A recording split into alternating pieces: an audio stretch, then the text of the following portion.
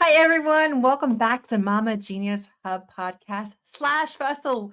And I hate to say this, but we are actually in day 18. Some of you might be hearing this podcast months and months from now, but right now is the last day of the festival. We just did 19 interviews in the last 2 days. No, sorry, 18. We're on the final three today. I'm so excited. And we've had such phenomenal women on here giving such great tidbits and ideas of how to just do motherhood and how we can do it together. And Wendy is not going to disappoint with that. That is my next guest coming on.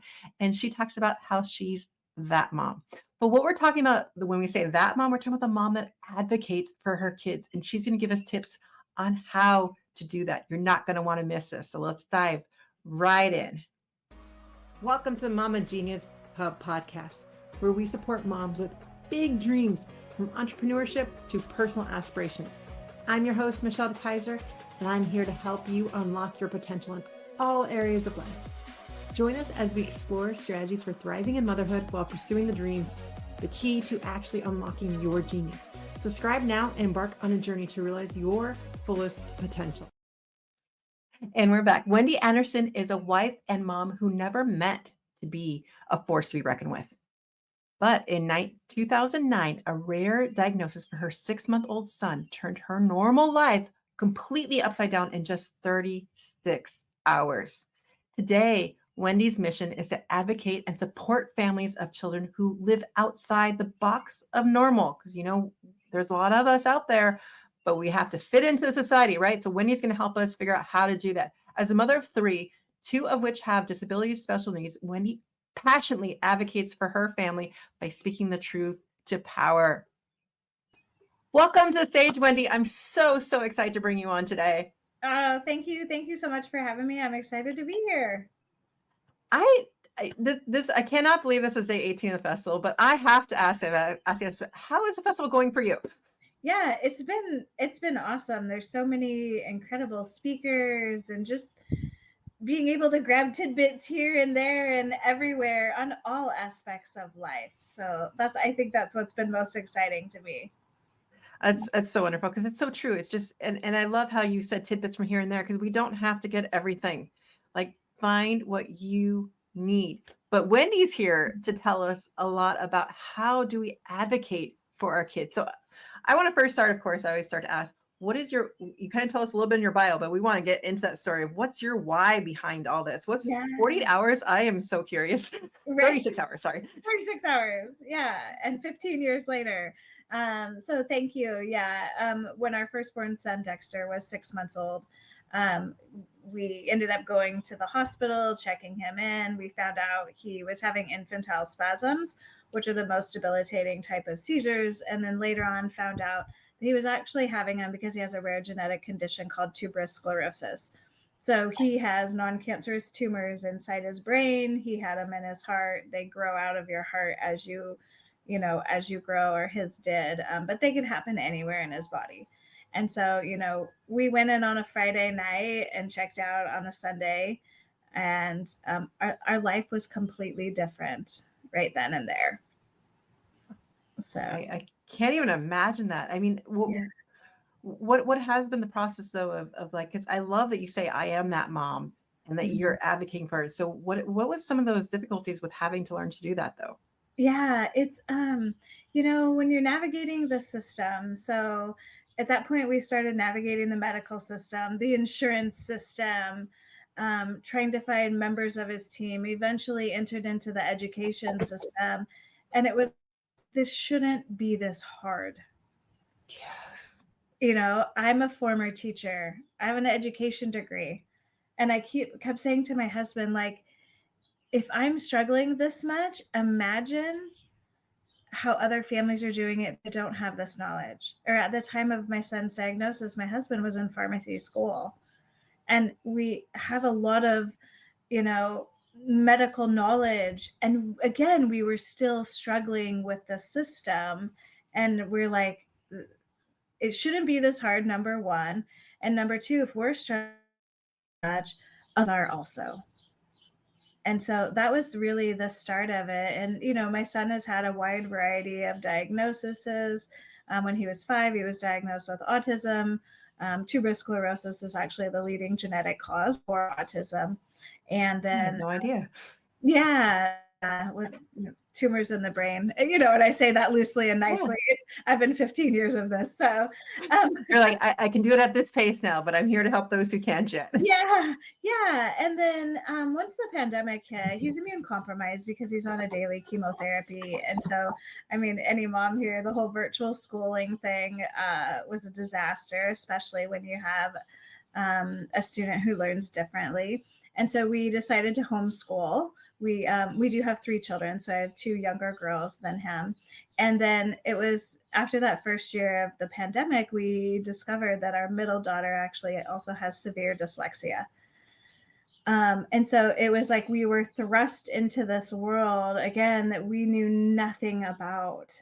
And the knowledge inside the school system at that time here, they didn't really know anything about it either. So again, we found ourselves in that place of like, if we don't go do these things, no one's going to. And so just trying to advocate for help and services. Our state, you couldn't get a diagnosis in a school, but Nebraska, right next to us, the schools diagnosed it. So, but that's where our medical system was, right? So we were like in this loophole of like trying to figure out everything. And so again, it's just diving into it. And there were times where I had to say some really hard things, and it wasn't anything that wasn't the truth. And that's where I'm like, I can be that mom because the things that I'm saying are the truth. It's like we declined an IEP for her because the accommodations and the modifications and what they were going to do with her was actually insulting to her intelligence. And because they did not understand dyslexia. And so it's like no, and share the thoughts and all of that, but we've got to move forward. We've got to do what's best for her. We've got to do what's best for our son. And so we left them behind, and it's the same thing. It was a few Christmases ago, my husband and I spent 42 hours on the phone between the two of us the week before Christmas trying to get one of my son's medications because a box wasn't checked on the insurance right. And so it got denied, and it kept getting denied, and it kept getting denied. And finally on Christmas Eve, I said to the woman, I said, I understand that this is not your personal problem. Please understand, we've been on the phone for 45 hours this week between the two of us. And I understand it's Christmas Eve, but if that medication is not on an airplane tonight and arrives at my house tomorrow morning on Christmas Day, God forbid something happens and my son has a seizure and something else might happen to him, there's a much bigger liability and issue on your hands right here. And that woman called on your plane. And you broke up for just a second. Oh, sorry. You like stopped that call, and I was like, what? She called me at 6:30 on Christmas Eve and said, I personally put the medicine on the plane. It will be delivered to your house on Christmas morning. Oh my God. And so it was one of those. You're like, that's the best Christmas present I could have got. Right? Ever. Yeah, ever. I'm like, he needs his medicine. But again, that should never have happened. No. Now I was like, why didn't I say that after 5 hours instead of 45 hours? But I'm like, tears are coming down my face. Like having to go through all of that, and you're like wanting to celebrate Christmas and having to deal with a stupid checked box. Right. Yeah. And that's all it was. Like she said, we found the box. It's a checked box versus your son's life. And it's just like, so I don't know. Yeah. Ridiculous. I'll just say it. Yeah. And so, it's things like that. Or we have a family around here. And when I say this, everyone's like, what? Like their wheelchair was approved, but not the wheels. Like, right? Like this stuff makes no sense. And so what's a wheelchair without wheels? Right? I'm like, so what are you supposed to do? Just sit in the living room? Like this makes no sense. And so I find it's so important to like share the stories. And if others aren't able to and they're allowing me to, I will share their story, because it's important for those who are making the decisions for our lives to hear these stories, because then they're like, just like we react to it, right? It's like, that's not right. And you're like, it isn't. And so, like, I say, I am that mom because I share stories, I share struggles. I will tell them this is not right. And we all know this. And just really stand firm in it to do what's best and what's right. And I kind of got to this point where I was like, you know what? If I don't do it, who's going to? And there are others Yes. that have joined in. Um, and I'm hoping that we can get more to continue to join in and share their stories. Oh my gosh, I love it. We're going to take a quick break right now, but we're going to come back and go through some of those ways of how you want to inspire others to step up and really come forth. We'll be back in 1 second. Attention, mompreneurs. Do you feel like you're constantly juggling the responsibilities without a moment to yourself? It's time to pause and reflect with our Mama Genius quiz. Tailored for busy mamas like you, this quiz will help you identify what's blocking your path and inspire you to harness your unique strengths. Transform how you manage life and business, find your rhythm, and ignite your joy. Visit mamageniushub.com today to discover your Mama Genius. And that's mamageniushub.com. So we're back with Wendy, and we're talking about how to share our stories and how to really advocate and be that mom who stands in the truth. And we're just looking to Wendy to inspire us to really come out. And I know it's scary at times, but that's why when we join together and Wendy's already that front person to help us do that, like, how do we come out of that? She's already done it. We want to know. Yeah, yeah. So I think, like you said it too, it's just harnessing the power, looking at that why. And that is really important. And I also, for me, I'm a coach, I have a coach. And one day she said to me, "Who is Wendy?" And I said, "I'm a wife, I'm a mom, I'm the PTA president, I have this nonprofit, I'm doing this, I'm doing that." And I listed like all the roles of my life. And Oh, yeah. like, she's like, "Okay, that's great. Those are all the things that you do." She's like, "Strip all of those things you do away. And who is Wendy?" And I sat there for 8 minutes. It was timed. And I started crying, because when you stripped away the roles of who I am, I didn't know who I was, because I was so busy doing all the things that I had kind of lost my sense of identity. And so I started with, and I shared this in the talk, but like doing these I am statements. And I wrote I am statements out for weeks. Like, just I am, I am, I am, I am. And that's where it kind of, it comes up with it in the bio. Like, I am a force to be reckoned with. And I mean that only from the sense of like, I speak the truth, I challenge the status quo, and I stand up for right. And so when I go from that place, I'm like, personally, I'm like, how can I not share these stories? Because what's happening to our families is not right. And so if I'm going to challenge the status quo and stand up for what's right, then this is who I am and this is how I do it. And that's one of the things. And, you know, if you're afraid to do it, or it is scary, like if you're afraid to start speaking on your own, have somebody come stand with you. Right? The first time I shared our story, my husband was sitting in the crowd. And like, that's all I just needed. I couldn't look at him because at any moment, both of us are probably going to break down and bawl. Yeah. But I can't imagine. I'm just like you make eye contact. You're like, yeah, but like, have somebody there as a support for you, and just share a little aspect of it. And then begin to share more and more and more. And eventually, like, you'll be standing in Washington, D.C., talking to your senators or representatives, like sharing your story powerfully. Because the stories need to be heard.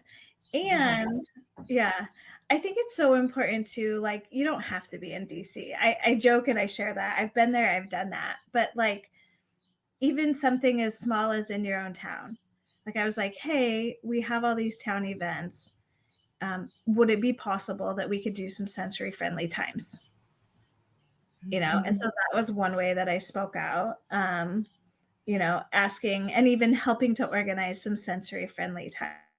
I joined the PTA because I wanted to make sure special education teachers and students were thought of. So whether it's speaking to the principal or the counselors, I look at one of the things that I do is like, what rooms can I get myself in to have these conversations?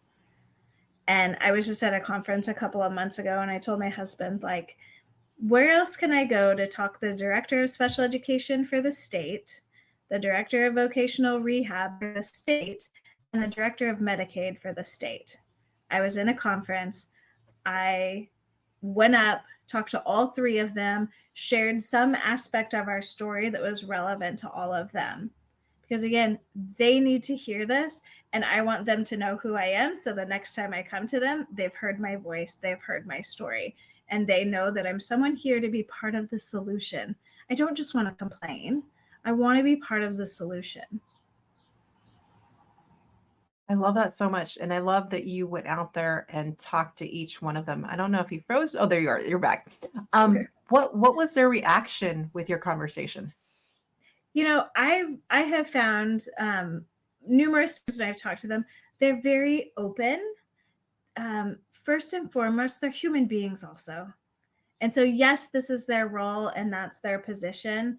But when I share what's actually going on, like, it pulls on their heartstrings and they're wanting to help find solutions. I have all three of their emails. Like, I'll email them personally, or they will help connect me with who can help make this situation right. I mean, I'd love to overhaul all the systems, but that's for another day.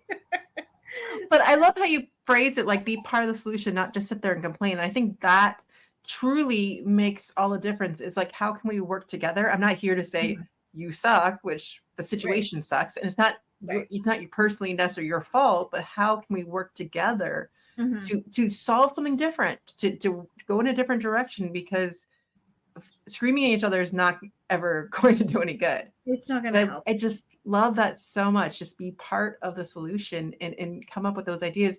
And now you have their email contact and you can actually be part of that solution because you have that contact. Yes. Yes. Yeah. And that, I mean, it's so true. Like, you attract more flies with honey, you know? And so, Yes. yeah. Are there times where I've like unloaded? Yes. And then I usually say, okay, I'll get off my soapbox now. Um, but yeah, if you can come to them and say, these are the challenges that I'm having, that we're seeing, and here's some things that are solutions. Like, I've offered to write grants for schools to get programs. I've offered to pay for programs through our nonprofit. I've offered to go find people to help with things. And so schools are strapped right now. My son still works with them remotely through specially designed instruction. And so I have a lot of family, and friends who their kids are in school. So it's like, what can we do to help them move these things forward? Sometimes they say yes, sometimes they say no, but I've offered to help and not just be that kind of whining, complaining parent all the time. I love that. So you're just giving so many different ideas. I mean, like figure out how to write grants, figure out where grants get from the schools. Cause you're right. They're strapped with time. They're strapped with, I mean, they have so much to do too. Like, Mhm. and it's not that they want things a certain way, but you're right. But it's like, they just don't even have the capacity to necessarily do those things. Right. But then if you provide that means for them, that makes all the difference. Yes. Yeah. That is just, I'm speechless right now. You're just amazing, Wendy. And just Oh, getting out there though, and just really sharing those stories and really being part, as you said, part of the solution, because we can sit there and complain all we want, but it right. doesn't do anything. Right. It just frustrates you and it frustrates them. And I think that's sometimes what we do in motherhood, and sometimes we just sit there and say, we just look at what it is instead of saying what can we do about it. And I love that you're taking that stance and saying this situation is not good, but what can we do to make it better? And Mhm. just the connections, going to DC, going doing all these things. And so those of you that are feeling that way, I really encourage you to connect with Wendy, because to get some of those ideas from her. I mean, look at the ideas of just how she shows how to write grants and stuff. I'm sure I'm guessing, but I'm sure you'd be willing to help people figure out how to do that as well if it works for them. Absolutely. Yeah, absolutely. And even, it's a mindset. We have a whole lot of thoughts that go on through our brain. So busting through some of those beliefs or limiting beliefs can help a lot also. So yeah, there's the strategy part, and then there's the whole mindset part. It's a bold statement to say I am that mom. And when you can embrace that and understand that you are that mom and it's a powerful force rather than a whining, complaining person, that's powerful. And so just to stand in that. I love that you found your I am statement when you stripped away all this stuff. And I think I encourage moms to also go out and do that.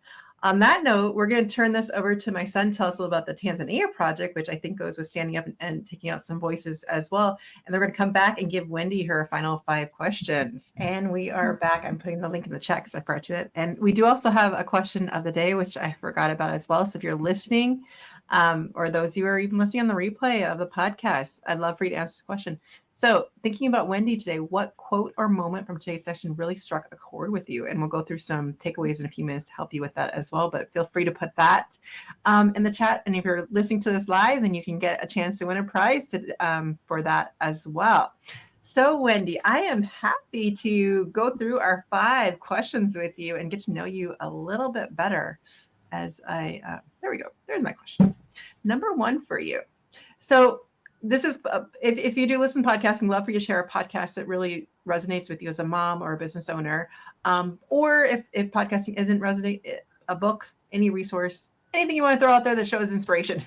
Yeah, I have a friend who sends me podcasts all the time. You need to listen to this episode, listen to this. So it's a variety of things. I really like to listen to James Wedmore, his podcast. Yes. Yeah, I do a lot of audiobook listening. And so the books that I'm just dearly loving right now, there's a Go Giver series by Bob Berg. And so, yeah, it's called The Go Giver. There's entrepreneurial side of it, but it's done through storytelling. And so I highly recommend The Go Giver. I'm gonna have to check that one out. I'm writing that one down too. Number 2, we want to talk about more joy. So what are some of the things you and your family do that just brings joy to you guys? Like to get more ideas. Yeah. We spend a lot of time together, homeschooling, all of them. And so, we just try to have fun and do a lot of experiences. Like the other day, we loaded up all 5 of our bikes in the pickup and went out to a trail to have a family bike ride. It was a bit of a disaster. There was a storm coming in. We were in an area where there wasn't any cell phone service. We didn't know that. My husband went with the girls, I was with my son. So like I share all those details because a lot of times like the experiences that we have can kind of be disasters, but we're like, you know what, it is what it is. We tried, we're going to go out and try something else. So we like to just go out and explore. When we go on our family vacation to my son's doctors in Cincinnati, we visit parks along the way. And last year, I think we visited 18 different parks and playgrounds. So That's awesome. Making fun of it. I mean, maybe having fun with the trip, like you're going to take it anyways. And so you might also make it fun into it. And it's funny as you're talking about the rain, and it just brought back memories of like the last 2 like road trip vacations that we've had. We've been on a hike stuck in hail.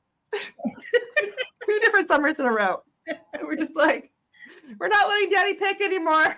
Yeah. But it was fun. We did it. We made it. We found shelter at times, and then we ran for it. And you do what you need to do. And I was talking on one of the other podcasts where like, it's not family vacation. Let's be realistic. It is family memory making. That is what we're doing when we're on with our family. It is, and have that mindset that this is what we're doing. Like because kids are out of routines, you get cranky, all that stuff. But like knowing why you're doing it, getting back to that why. It's all about the memories, because let's be honest, we need another week off when we get back just to then do Maybe nothing. two. Yeah. Especially on my husband's schedule. Oh boy. Well, number 3, I think actually lends right into what we're talking about, because I'm on a mission to really talk about the busy masks that moms put on there on ourselves. And we always say, how are you doing? And you get 2 answers, I'm fine, or I'm busy doing blah, blah, blah. And none really lead to any conversation or any real intention of connection or anything. So I'm throwing it out to speakers to change it in any which way, because I feel language is just so important. So I just love to get more ideas from speakers. Yeah. The question that I like to ask, and I'll text some friends or check in on people too. I don't think we check in on people enough. There's this whole, like, I've seen some stories of people like, don't check in on me. And I'm like, oh no, we need to check in on each other. But the question that I like to ask is, how are you really doing? It's like, we can say, how are you doing? Like you said, it's just kind of a flippant little response there. But I'm like, okay, that's great. But how are you really doing? And then that's when the goodness comes out. And I love that. And I just love when we put some thought into it, that you're actually wanting a response. Because I feel like the hi, how are you doing is just, it's a courtesy. It's like a hello, but in a different way. And it's just, but it's even more meaningless sometimes than hello. And it's just like, you don't actually want an answer. And when someone actually starts responding, you're like, what, wait. Right. Like, if I actually told you how I was doing, I might like blow you away right now at the moment, because you didn't want me to say anything.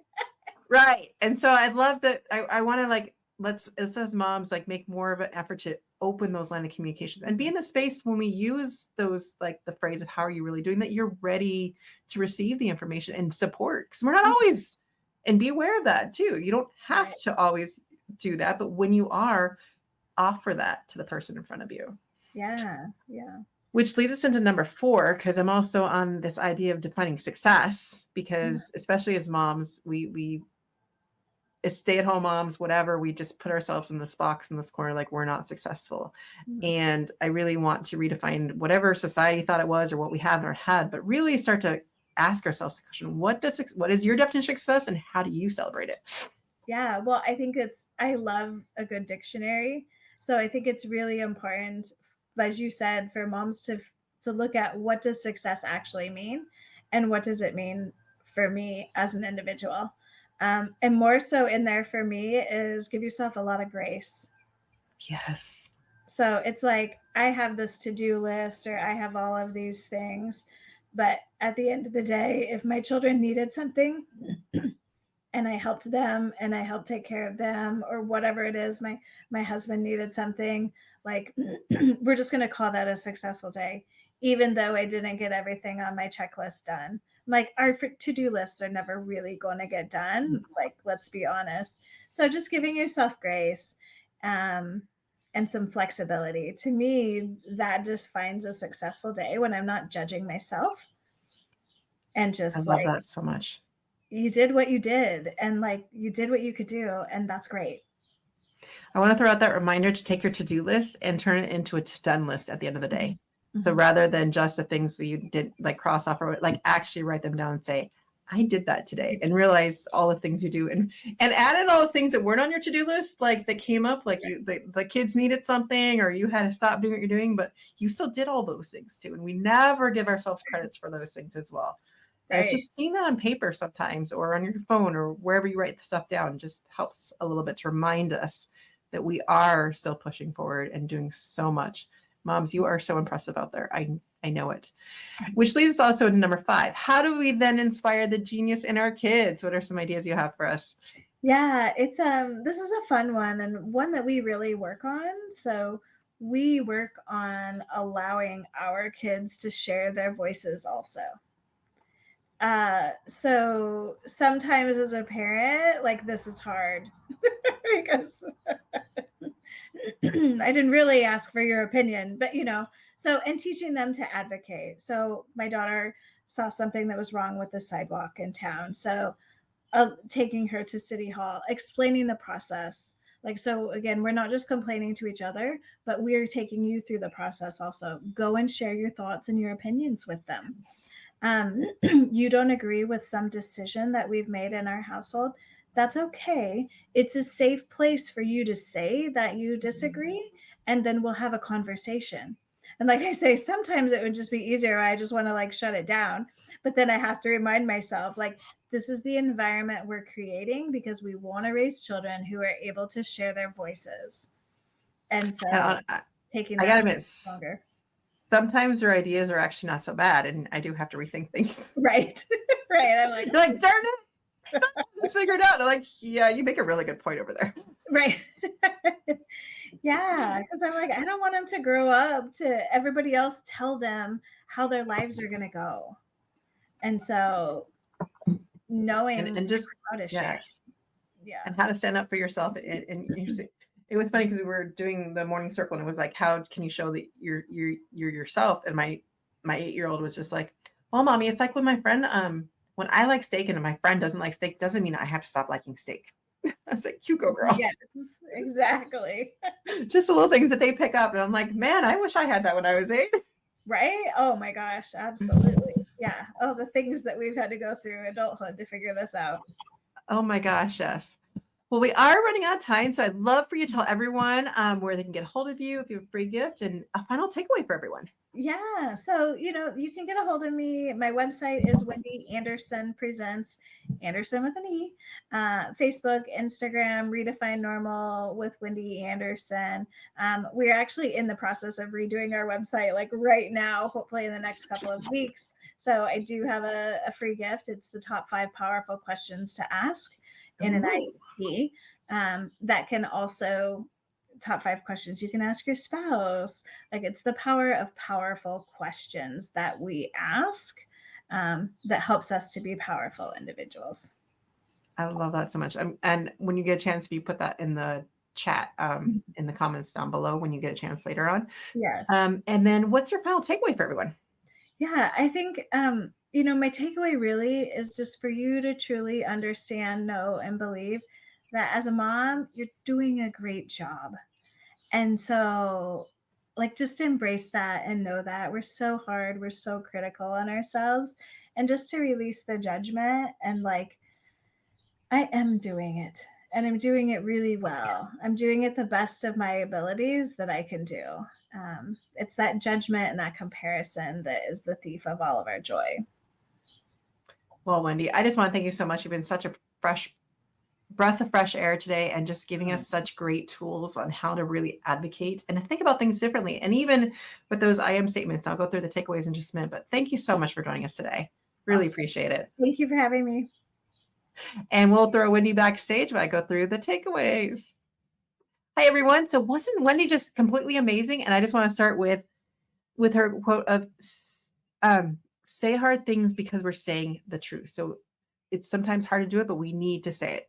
And remember that we can track more flies with honey, some of the things. So takeaway number 1, though, is let's share our stories. We need to share the struggles. We need to stand firm in them and know if I don't do it, then no one else is doing. But when you start to do it, then you see others follow. Number 2, make sure you harness the power and look at your why. Just like she asked herself, who is Wendy? And then she had to strip everything away to get down to those I am statements. What are your I am statements? Her I am was so powerful. And I stand up for the words and the rights of other people, right? So who are you? What is that I am that you want to stand up with? Take some time to figure that out, which then, of course, is number 3 is actually that I am statement and defining that for yourself and what that is. So kind of combine those two together. Number 4, we have speak on your own. And when you need to do that, sometimes we need to start off slow. So having someone next to you who can support you and being there and sharing just a little part of a story at a time. You don't have to share everything all at once. And as you get more comfortable and more confident in it, and remember, we don't necessarily want to share, I'm adding this in right now, but you don't necessarily want to share things that are so wounded right now that you're not able to speak up. And that's why I love Wendy's tip of just sharing a little bit of time until you're ready to share more. But find the right people, the powerful people to help you make those changes, and talking and finding those rooms that you need to get into. Then leads us to number 5 is being part of the solution, not just a complaint fest, but actually coming up with ideas, presenting with those people that you found. She got those 3 email lists, those email addresses, and she's presenting solutions. She's going to school saying, I'll write grants for you. I'll help do this. And if you don't know how to do that, that's when you find people like Wendy or coaches like that that can help you figure out how to do that. We don't have to do it alone, but it is more being part of the solution rather than the problem. And so remember, it gets down to find that solution, but then it's also back. We're going to end with that mindset idea because it is really about the mindset, putting the I am statements together, really finding your power, your why to why you're doing all of this, as my headphone falls out. But we're going to circle back to just let's get our I am statements, let us get our why, and drive that forward as we share our stories. We can't hide them anymore. And if we're struggling with doing that, find someone supportive who can help you do that. Find a coach that can help you get your story out. Because if you keep hiding that story, no one's going to hear it and the change isn't going to happen. So thank you, Wendy, for bringing on some change to the Mama Genius podcast. And we'll see you all in the next episode. Thank you for joining us in today's episode of the Mama Genius Hub podcast. If you found value in our conversation, please share this episode with another mama who might benefit. Sharing helps us build a supportive community and reach out to more mamas like you. After all, it's more fun when we do motherhood together. Until next time, stay motivated and continue to pursue your dreams as you shine in your genius.